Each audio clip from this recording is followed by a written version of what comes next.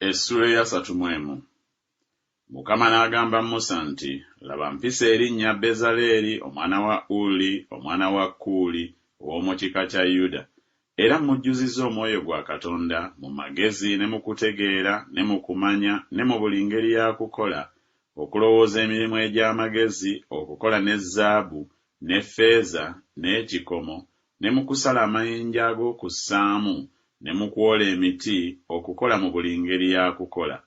Nange laba nteeseewo wamu naye Okoliyaabu omwana wa Akisamaki ow'omu kika kya Ddaani, ne mu mitima gyabwe bonna abalina emitima egy'amagezi ngitaddemu amagezi bakole byonna bye nkulagidde: eweema ey'okusisinkaniramu, n'essanduuko ey'obujulirwa, n'entebe ey'okusaasira egiriko, n'ebintu byonna eby'omu weema, n'emmeeza n'ebintu byayo, n'ekikondo ekirungi n'ebintu byakyo byonna, n'ekyoto eky'okwoterezangako, n'ekyoto eky'okwokerangako n'ebintu byakyo byonna, n'ekinaabirwamu n'entobo yaakyo, n'ebyambalo ebikolebwa obulungi, n'ebyambalo ebitukuvu ebya Alooni kabona, n'ebyambalo eby'abaana be okuweerereza mu bwakabona, n'amafuta ag'okufukibwangako, n'ekyokwoteza eky'ebyakaloosa ebiwoomerevu eky'awatukuvu, nga byonna bye nkulagidde bwe balikola bwe batyo.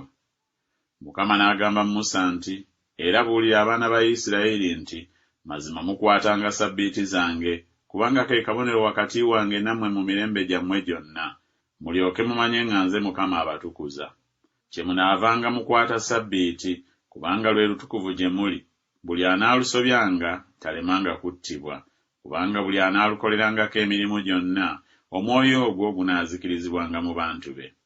Ennaku 6 emirimu gikolebwenga, naye ku lunaku olw'omusanvu wabangawo Ssabbiiti olw'okuwummula okutukuvu eri Mukama. Buli anaakoleranga emirimu gyonna ku Ssabbiiti talemanga kuttibwa. Abaana ba Isirayiri kye banaavanga bakwata Ssabbiiti, okwekuumanga Ssabbiiti mu mirembe gyabwe gyonna, okuba endagaano etaliggwaawo. Ke kabonero wakati wange n'abaana ba Isirayiri ennaku zonna, kubanga mu nnaku 6 Mukama yakola eggulu n'ensi, ne ku lunaku olw'omusanvu n'awummula n'aweera.